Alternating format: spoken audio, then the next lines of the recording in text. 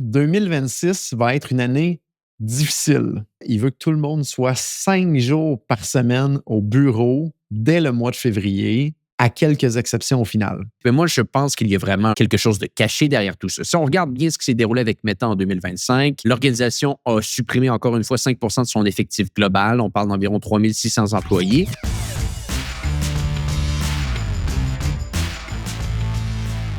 Donc, on est de retour sur le podcast Hypercroissance en mode de discussion d'affaires avec Jonathan Léveillé pour parler d'un sujet qui a été discuté quelques fois sur le podcast dans les derniers mois, dans les dernières années. C'est le fameux sujet du retour au travail. Il y a eu une annonce il y a quelques jours du chef des opérations, Adam Mosseri de Instagram, qui mentionnait que tous les employés américains chez Instagram devront, à partir de 2026, retourner au bureau. Écoutez bien, 5 jours par semaine. Et on s'est dit, pourquoi pas ne retourner à des conversations que Jonathan et moi, on avait eues dans le passé concernant le travail à distance, le travail au bureau. Où en sommes-nous à la fin 2025, début 2026 avec notre vision des choses? Comment on réagit également à cette nouvelle de Adam Mosseri? Est-ce qu'il y aurait peut-être même des points ou des sous-entendus un peu cachés du pourquoi il veut ramener tout le monde au bureau? On en discute ensemble. Jonathan, comment vas-tu? Pleine forme, Antoine, cette semaine, absolument, comme à l'habitude. Et c'est effectivement une nouvelle que ce matin, j'ai eu la chance de m'imprégner et que d'un côté, j'étais surpris et de l'autre côté, je ne l'étais pas. Et je vous dis un petit peu dans l'article que j'ai eu la chance de m'imprégner, certains bouts qui m'ont touché et que je pense que ça vaut la peine qu'on débatte, Antoine, aujourd'hui, de ta philosophie, ma philosophie, et d'essayer de trouver le meilleur des deux mondes à travers tout ça. Ce fameux Adam Mosseri a lancé un mémo à toute son équipe chez Instagram. Et là, je fais un bémol, ça ne touche pas l'ensemble des équipes de Meta et Facebook. C'est seulement chez Instagram. Ça, première chose que je trouve curieux, que ça ne vienne pas de Mark Zuckerberg directement et qu'il laisse cette flexibilité-là à une de ses branches. Puis ça va jaser d'une branche à l'autre, c'est sûr et certain. Les équipes de WhatsApp, les équipes de Facebook vont probablement sentir la soupe chaude que ça s'en vient. Et pourquoi juste Instagram aussi? On pourra peut-être en débattre là-dessus. Mais c'est le mémo qu'il a envoyé à ses équipes qui est quand même intéressant. Il mentionne que c'est clair qu'il faut évoluer et que 2026 va être une année difficile et qu'à partir de là, il veut que tout le monde soit 5 jours par semaine au bureau dès le mois de février, à quelques exceptions au final. Et moi, je serais curieux, qu'est-ce qu'il veut mentionner par là, dire que c'est clair qu'il faut évoluer parce qu'on a entendu beaucoup de monde dire qu'il fallait justement évoluer, s'en aller dans le monde du télétravail, du monde du travail à distance, virtuel et compagnie. Et là, la phrase de qu'il faut évoluer, c'est de retourner à ce qu'on était avant la COVID. Donc, est-ce que c'était pour viser le fait qu'il ramenait tout le monde au bureau, qu'il faut évoluer vers cette nouvelle réalité du travail-là, ou c'était pour un autre objectif stratégique? Il mentionne qu'il veut que l'entreprise devienne beaucoup plus agile, une politique de plus qu'il met en place que je trouve inspirante, qu'on pourrait probablement appliquer dans nos organisations. Toute rencontre récurrente dans notre calendrier doit disparaître après 6 mois. Donc, il veut clairement lancer le message que c'est fini, les meetings récurrents qui ont fait juste du présentéisme devant nous. Donc, il a lancé comme politique, si vous avez un meeting récurrent dans votre calendrier, vous pouvez le mettre maximum 6 mois et vous déciderez après si vous voulez le remettre, mais on veut diminuer le nombre de meetings récurrents. On veut qu'il y ait beaucoup moins de PowerPoint, mais plus de prototypes dans les rencontres. Ça aussi, c'est intéressant. Ça veut dire que ça commence à être encrassé et très administratif. Et on va se le dire, Antoine, je pense que ce n'est pas juste une question de créativité et de flexibilité. Je pense qu'il y a une partie derrière tout ça qui est aussi d'élever les juniors à un autre niveau. Parce que nous, on le voit, puis probablement beaucoup de gens le voient. C'est super difficile pour la nouvelle génération. Sur leur premier emploi ou s'ils sont juniors, d'être 100% à distance, les gens s'imprègnent beaucoup de ce qu'ils entendent, de ce qu'ils voient, des comportements physiques qu'ils voient pour réussir à s'élever, chose qui est super difficile à distance. Et il y a peut-être un objectif caché derrière tout ça, c'est de créer de l'attrition, baisser la masse salariale, de profiter de l'intelligence artificielle. Et je pense que c'est pas mal ce que toi, tu avais vu, Antoine, comme première raison derrière cette fameuse annonce du 5 jours semaine. Fait que je pense que 2 sujets vraiment qui sont intéressants aujourd'hui. Je pense que le sujet du télétravail et du travail au bureau est un sujet qu'on doit discuter par la suite. Par contre, le premier point qui est relié à ce que Adam Mosseri a mentionné, il a mentionné des termes qui sont, pardonnez-moi l'anglicisme ici, politically correct. On veut être plus productif. L'année 2026 va être plus difficile. On veut arrêter de faire des rencontres. On l'entend. Je pense que c'est bien de mettre ça. On l'a toujours entendu que c'était les phrases à utiliser quand on veut parler de retour au bureau quand on veut parler d'être un petit peu plus productif. Mais moi, je pense qu'il y a vraiment quelque chose de caché derrière tout ça. Si on regarde bien ce qui s'est déroulé avec Meta en 2025, l'organisation a supprimé encore une fois 5 de son effectif global. On parle d'environ 3 600 employés. Donc ça, c'était l'effectif du début de l'année. Il y a eu des nouvelles embauches qui ont été faites pendant l'année, spécifiquement au niveau de l'intelligence artificielle. Mais par contre, même le département d'intelligence artificielle de Meta a connu des coupures cette année. Près de 600 personnes ont perdu leur poste. Et pourquoi ils ont perdu leur poste? Parce qu'on se rappelle, à peu près vers la fin de l'hiver, le début du printemps 2025, Zuckerberg est parti en mode magasinage et a dépensé des dizaines de milliards de dollars pour reconstruire son équipe d'intelligence artificielle. Donc, les licenciements qui ont lieu, selon moi, sont simplement reliés à un nouveau leadership qui a été mis en place. Et cette personne-là arrivait avec une vision, avec des idées, avec un groupe de gestionnaires, avec une manière de fonctionner. Souvent, quand il y a des nouvelles personnes qui arrivent, bien, il y en a d'autres qui partent. Donc, selon moi, ce qui s'est déroulé au niveau des suppressions des postes d'intelligence artificielle est davantage relié à un changement de leadership. On revient un petit peu à ce que je vous ai mentionné, 5 de l'effectif qui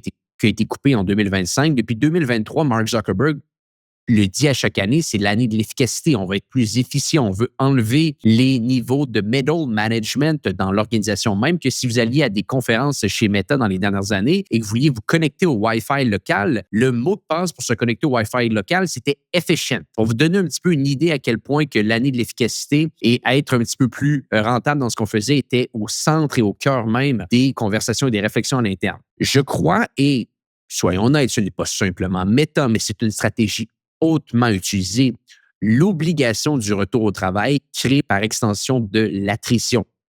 C'est-à-dire que c'est quelque chose que beaucoup d'employés ont goûté depuis la COVID.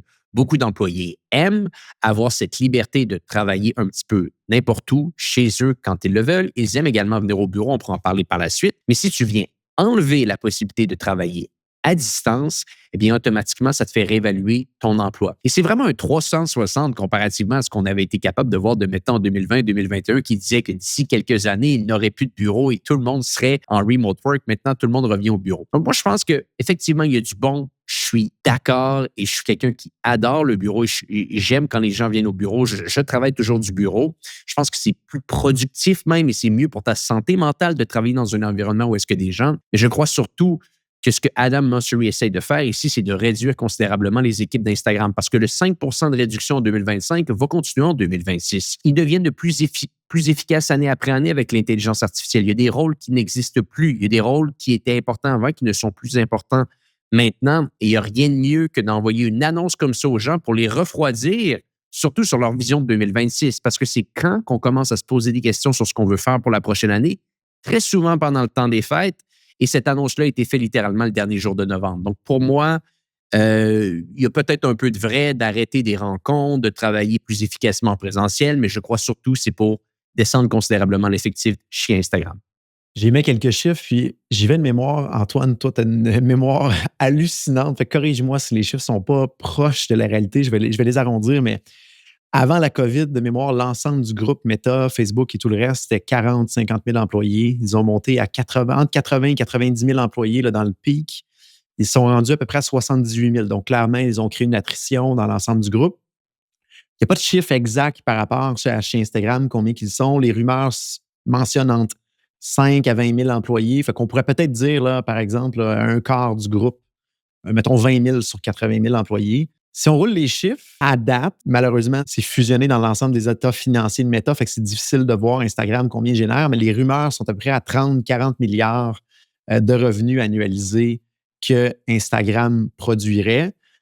Si on compte 20 000 employés, un salaire de 250 000 par personne, là, je mets ça très rond, là, mais ça donne à peu près 5 milliards US par année. Donc, si on se dit, par exemple, on prend le chiffre le plus faible de revenus à 30 milliards, 5 milliards de cost employés, qui est probablement un des plus gros costs qu'ils ont, rajoutons peut-être 2-3 milliards d'infrastructures, ils doivent rouler des marges complètement hallucinantes. Et là, ils sont en train de se rendre compte qu'ils peuvent juste le faire avec moins de staff, fort probablement à cause de l'IA. Et si on se dit dans l'ensemble du groupe de Meta, à environ 80 000 employés, une grande majorité là-dedans, c'est des gens qui codent. L'IA est en train d'accélérer beaucoup la capacité à amplifier l'humain. Il y a peut-être 20, 30, 40 000 personnes à ce moment-là qui sont à risque devant nous. Et ça va être dans l'ensemble des organisations. Je le ramène sur le plancher plus réel ici au Québec. Ceux qui nous écoutent, je serais curieux, revenez-moi sur LinkedIn si vous voyez le même son de cloche dans vos organisations. Mais personnellement, je n'ai jamais vu ça en 20 ans. Ça fait 20 ans que je suis en affaires avec OpenMind. Je vais donner un exemple pour les juniors et les stagiaires qui entrent dans notre organisation. On a toujours eu dans les dernières années une certaine vélocité à attirer des stagiaires, à les garder généralement par après, puis les élever à ce moment-là intermédiaires et seniors. Dans les dernières années, excusez-moi l'expression, mais il y a des années où on a dû pratiquement se prostituer pour réussir à attirer des stagiaires. Là. C'était comme une denrée rare. Il fallait vraiment montrer nos plus beaux atouts et chanter une chanson pour réussir à en attirer. J'ai jamais vu ça cette année, là. La quantité de stagiaires qui est disponible au marché. J'ai des parents qui m'écrivent pour me demander, et qui m'écrivent sur LinkedIn pour me demander si on peut prendre leur enfant comme stagiaire. On a eu la semaine passée des chefs de stage dans des entreprises qui nous ont dit on a vraiment besoin de votre aide pour que vous preniez plus de stagiaires que ce que vous avez pris présentement. On a plein de monde qui ne sont pas capables de se trouver des stages. Je n'ai jamais vu ça en 20 ans. Il est vraiment en train de se passer quelque chose au niveau du début de la chaîne de l'emploi à ce moment-là, stagiaires, juniors et compagnie. Et encore là, ma théorie, c'est si l'IA amplifie l'humain, on va protéger nos intermédiaires et nos seniors avant de faire rentrer des nouveaux juniors. Donc, Ben, c'est j'ai même une probablement ce qui est en nouvelle train de pour se toi. passer. Vas-y, Antoine. Ça va être encore pire en 2026. Et selon moi, encore pire en 2027, Jonathan. Donc, ça, c'est ma nouvelle du jour. Je suis prêt à parier beaucoup d'argent là-dessus. Je pense que plusieurs choses qui se mettent en place un petit peu dans l'environnement dans lequel on est. De un, il y a eu, si on se ramène à peu près à 2022-2023, il y a eu ces hauts comme pas possible en 2021. Il y avait beaucoup d'argent dans le système. Les valorisations des entreprises étaient très hautes. On ne calculait plus qu'est-ce qui était une marge de profit, on ne pensait qu'à la croissance. Et ça, bien entendu, c'est toujours une vision qui est partagée parmi les grandes entreprises technologiques, mais qui par la suite viennent également impacter l'entièreté des entreprises de manière globale, parce qu'on est, par extension, influencé par ce qui se déroule dans ce qu'on voit tous les jours. Donc, le terme croissance devient quasiment plus important que le terme profit. Par la suite, il y a eu le retour de l'ascenseur qui s'est mis en place en 2022. On parle d'efficacité, on parle de devenir plus efficient, de faire plus avec moins. Ça a commencé en 2022. On parle davantage de profitabilité. Et également en 2022 est arrivé le début de l'intelligence artificielle. Si on regarde vraiment au niveau des dernières années, je pense que 2025, et tu me diras ce que tu en penses, Jonathan, a été l'année où est-ce que les organisations ont, hors de tout doute, intégré de manière beaucoup plus importante l'intelligence artificielle dans leurs entreprises. Est-ce que c'est parfait? La réponse est non. Mais vous parlez à n'importe quelle entreprise aujourd'hui, ils ont au minimum un début de plan IA, on peut le dire ainsi. Est-ce que le plan est fonctionnel? Comme je l'ai dit, peut-être pas, mais ils ont un début de plan. Et je pense que ça va devenir encore plus important en 2026, surtout que les modèles sont de plus en plus efficaces. Donc, tu as littéralement deux courants qui vont dans le même sens.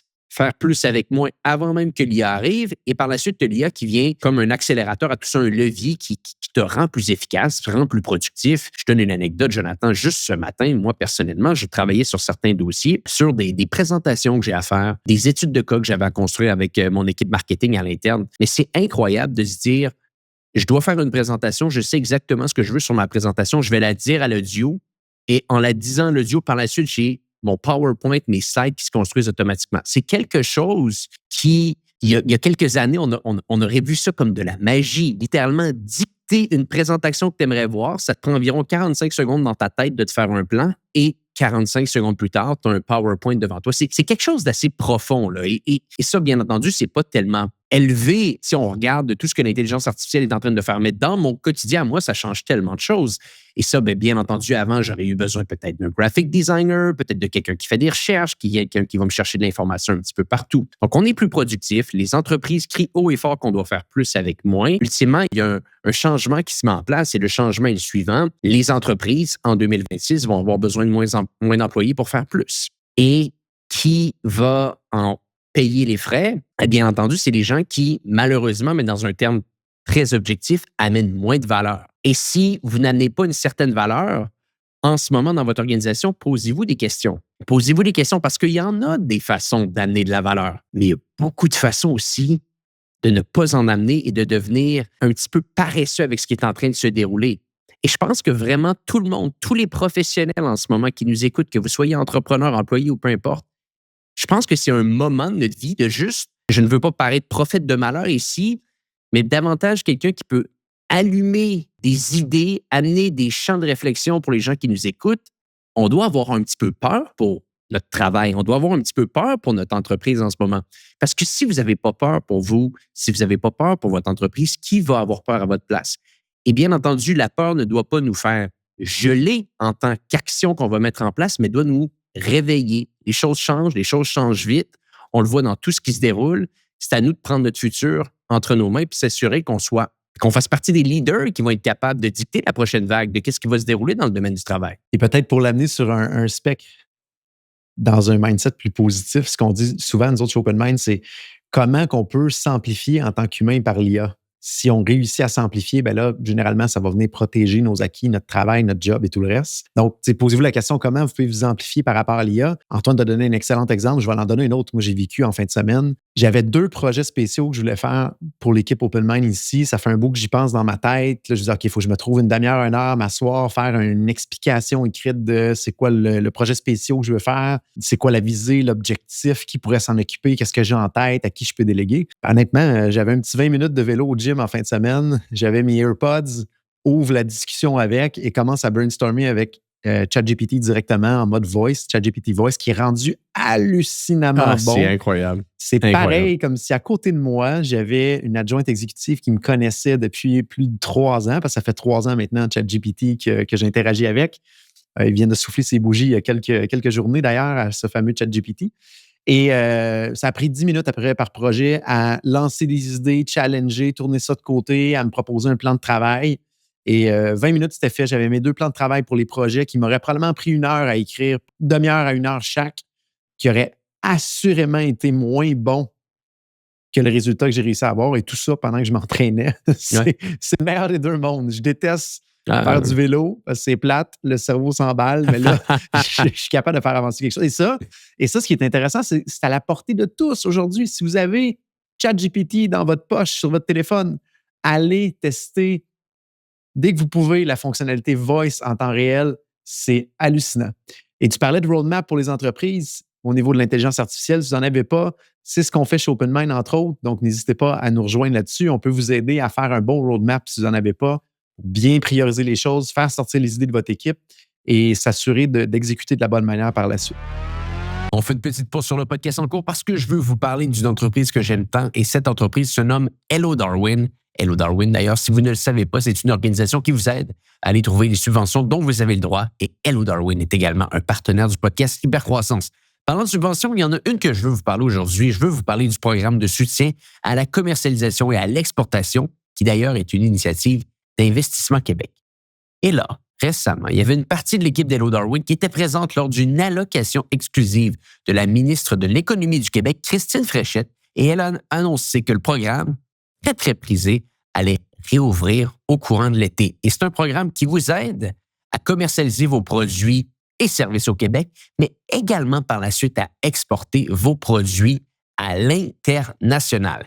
D'ailleurs, avec ce programme-là, dans le passé, on pouvait avoir des subventions qui allaient jusqu'à 250 000 $. Mais attention, sachant que c'est un programme qui est très, très, très en demande et qui a des places limitées, je vous invite à rapidement aller remplir un formulaire sur le site web de l'équipe de Hello Darwin pour être dans les premiers à y avoir accès avant que le programme soit plein. Donc, si ça vous intéresse, go.hellodarwin.com/hypercroissance. Je le répète, go.hellodarwin.com/hypercroissance. Il y aura un lien dans les notes de l'épisode. Ça va vous donner la chance d'être dans les premiers à avoir accès à cette subvention et également d'avoir un 10 % de rabais quand vous allez travailler avec l'équipe de Hello Darwin. Ils vont tout faire pour vous. Ils vont faire le travail pour trouver la subvention, faire le travail pour trouver l'argent pour vous et faire en sorte par la suite que vous pouvez vous concentrer à une chose, faire croître votre entreprise. De retour à l'épisode en cours. On parlait de la semaine dernière, je pense, de Gemini 3, de Google, comme quoi qui était très, très fort dans l'intelligence artificielle. Finalement, le marché boursier leur a donné raison dans les derniers jours. L'action s'est envolée et ça a été assez impressionnant. Je pense que Google est en excellente position. Par contre, tu avais mentionné un point qui est très vrai. L'endroit où est-ce que Google ne rivalise pas en ce moment, c'est le volet audio. Et on va le donner à ChatGPT. En ce moment, le volet audio, il est exceptionnel et sensationnel. Et moi, ça, c'est définitivement assez pour ne pas me faire bouger. Tant longtemps que ça, c'est pas réglé de l'autre côté, je ne bougerai pas parce qu'il a tellement été intégré dans mon quotidien que si tu n'es pas capable de rivaliser avec ça, je ne changerai pas. Et c'est tellement fluide. C'est même plus fluide qu'avec un humain. Je ne sais pas comment ils ont réussi à écouter en temps réel si on veut rajouter quelque chose ou venir couper. Honnêtement, dans les dernières semaines, là, jamais j'ai eu une friction en discutant avec. Dès que je voulais l'interrompre pour venir corriger quelque chose, l'IA s'arrêtait exactement au bon moment, reprenait Ouais. exactement au bon moment, comme si elle avait détecté la vitesse à laquelle que je voulais qu'on se lance la balle de tennis. J'ai jamais vu ça. Et effectivement, quand j'ai essayé Gemini 3, énorme point de friction qui fait que je vais pour l'instant, entre autres, rester sur ChatGPT assurément. C'est tellement un gain d'avoir accès à un expert de pratiquement n'importe quel domaine Ouais. en un clic. Je me suis même mis sur mon téléphone Apple. Je vous l'invite à le faire aussi. Là, vous pouvez mettre dans vos raccourcis quand vous glissez la barre du haut, vous pouvez mettre un petit widget qui ouvre directement le mode voice. Donc, je peux en un glissement du pouce Ouais. ouvrir mon assistant personnel qui va m'aider à brainstormer sur n'importe quoi et à prendre en note ce que je veux qu'il prenne en note.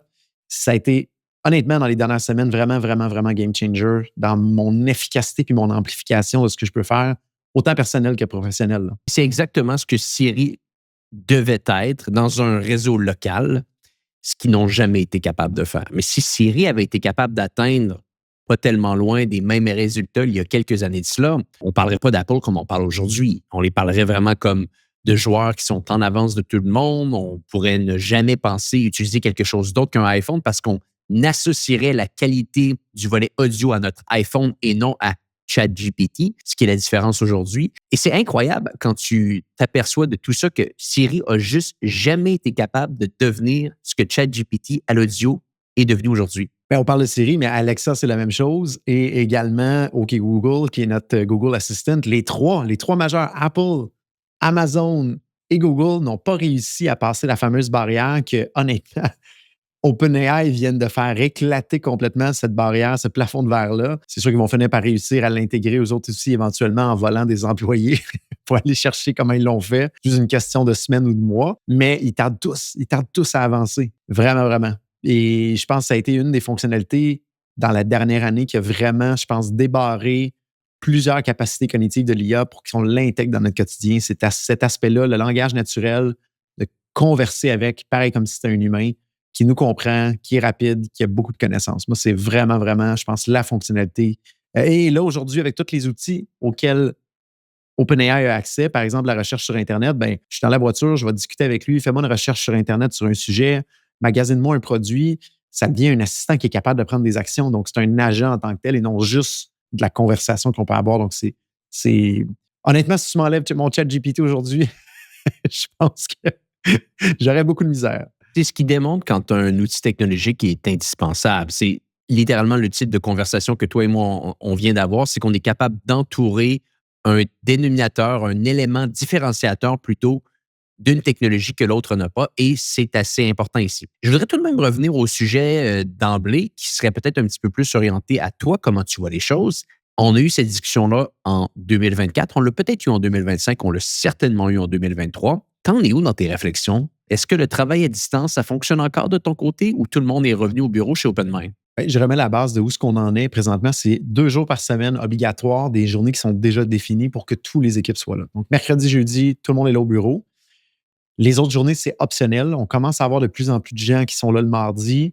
Lundi, vendredi, on voit les balles de foin se promener dans le bureau. Là. Moi, je suis là, quelques personnes, mais c'est très, très minime la présence au bureau. À l'heure actuelle, je pense qu'on est quand même sur un point d'équilibre. L'enjeu qu'on a eu, c'est qu'on s'est quand même étiré pour embaucher certaines personnes, que c'est loin et c'est long pour eux de voyager.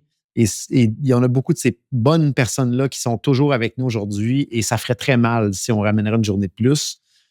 Mon souhait éventuel, effectivement, ça serait qu'on ramène peut-être ça à du 3-2, 3 journées au bureau, 2 journées à distance. À l'heure actuelle, je ne pense pas qu'on est dans une position qu'on pourrait le faire. On évalue la possibilité que les nouveaux, ça fasse partie de leur contrat de travail pour commencer à créer plus de vie le mardi, mais on en est sous cet aspect-là. Je crois que le télétravail le lundi et le vendredi est quand même logique sur un horizon moyen puis long terme à ce moment-là. Je ne pense pas qu'on va revenir à du 5 jours, ça ne ferait pas de sens.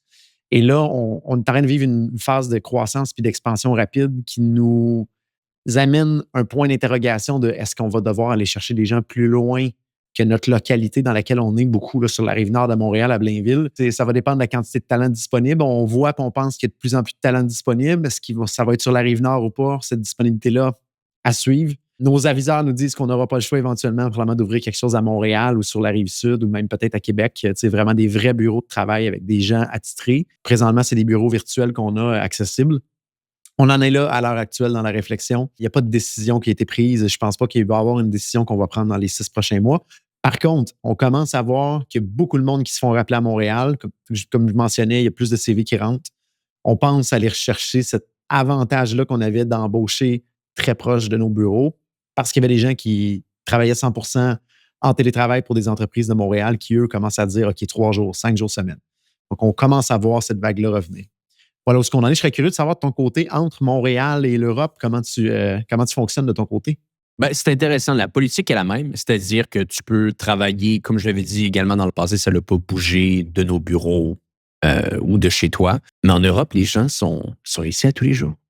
Littéralement, j'ai un taux de présence à 90-95 %. Des fois, de temps en temps, les gens, bon, je vais travailler de la maison, j'ai un rendez-vous chez le dentiste, etc. Mais on est rendu 7 ou 8 ici à Barcelone. Les gens sont ici à tous les jours. Et on ne l'impose pas, ça se fait simplement organiquement. Bon, peut-être qu'il fait plus beau, c'est plus facile de venir, c'est peut-être plus plaisant également, il y a moins de neige, il y a moins de froid. Bon, définitivement qu'il y a des points comme ça qui rentrent en ligne de compte, mais ça, c'est quelque chose qui se déroule. Et à Montréal, tu vois, notre taux de présence n'a pas bougé depuis plusieurs années maintenant, mais notre politique reste la même.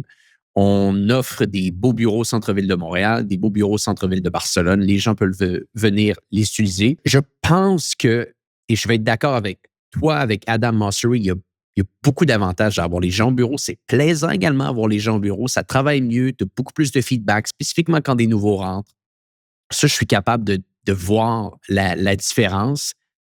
Mais encore une fois, on s'en rend compte dans des entretiens, on est capable d'aller chercher des candidats assez exceptionnels qui nous disent spécifiquement c'est le fait d'avoir le travail à distance qui a fait qu'on a joué pour vous versus d'autres personnes. Spécifiquement, de plus en plus des parents qui nous disent ça, qui sont un petit peu plus loin en région, qui ne pourraient pas venir travailler au centre-ville de Montréal, qui ont des obligations avec leurs enfants, tout ça. Donc, on va garder cette approche-là. J'aimerais avoir les gens plus au bureau, mais je ne l'exigerai pas. Là, tu mentionnes qu'il y a un peu plus de gens au bureau en Europe.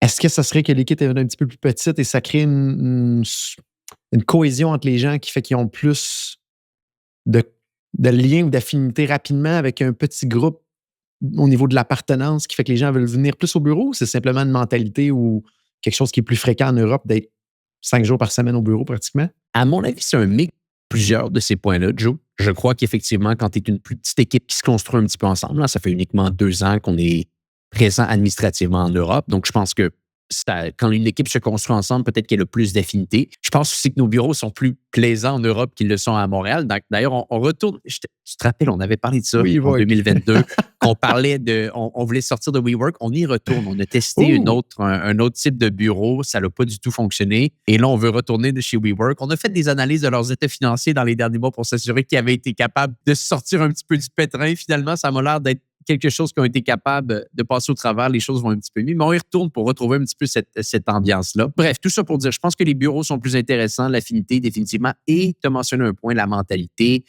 Peut-être, oui, peut-être effectivement qu'il y a une mentalité davantage de retour au travail en Europe, de retour au bureau. Et là, tu parlais de WeWork, j'ai regardé le stock, ça a quand même remonté dans la dernière année. Ça remonte. C'était... Eux, ils ont été capables de bien suivre les conseils de Mark Zuckerberg pour l'année de l'efficacité. On va dire qu'ils ont connu plusieurs années d'efficacité où est-ce qu'ils ont été obligés de changer énormément de choses dans leur approche. On a juste à se rappeler, il y avait lancé la loi sur la protection de la faillite aux États-Unis qui s'appelle le Chapter 11 qui leur donnait la possibilité de renégocier leurs baux commerciaux avec l'entièreté de leurs bailleurs de fonds. Et automatiquement, ça, on était dans une optique où est-ce que les bureaux n'étaient pas en forte demande, donc il n'y avait pas beaucoup d'autres types d'entreprises qui pouvaient venir et prendre ces différents bureaux. Donc, ça donnait littéralement la possibilité à WeWork de renégocier l'entièreté de ces bureaux à peut-être 50 cents sur le dollar. Et je pense que c'est ce qu'ils ont fait. Ils sont dans une meilleure situation aujourd'hui. Eh bien, on va te souhaiter un bon déménagement. On le souhaite, Jonathan. Bon déménagement. Autre chose à rajouter avant que je te laisse filer, Jonathan? Rapidement, DeepSeek a lancé la version 3.2 et 3.2 spéciale de son cerveau numérique. Et jusqu'à date, selon les compétitions, les benchmarks en bon français, ça rivaliserait avec GPT-5 et Gemini 3 sur certaines compétitions concours. Donc, intéressant de voir qu'il y a un modèle gratuit, téléchargeable, installable dans nos propres installations, nos propres infrastructures, qui semble donner la même force et capacité cognitive que GPT-5 et Gemini 3. Ça sera à tester. Et ils sont très surprenants de l'autre côté de la planète de nous mettre Ouais, une certaine ils vont très vite. pression. Oui, et voilà. Donc, à suivre. On regardera ça de près. Jonathan, merci d'avoir été avec nous aujourd'hui. Pour les gens qui nous écoutent, on se dit à bientôt pour un prochain épisode du podcast Hypercroissance.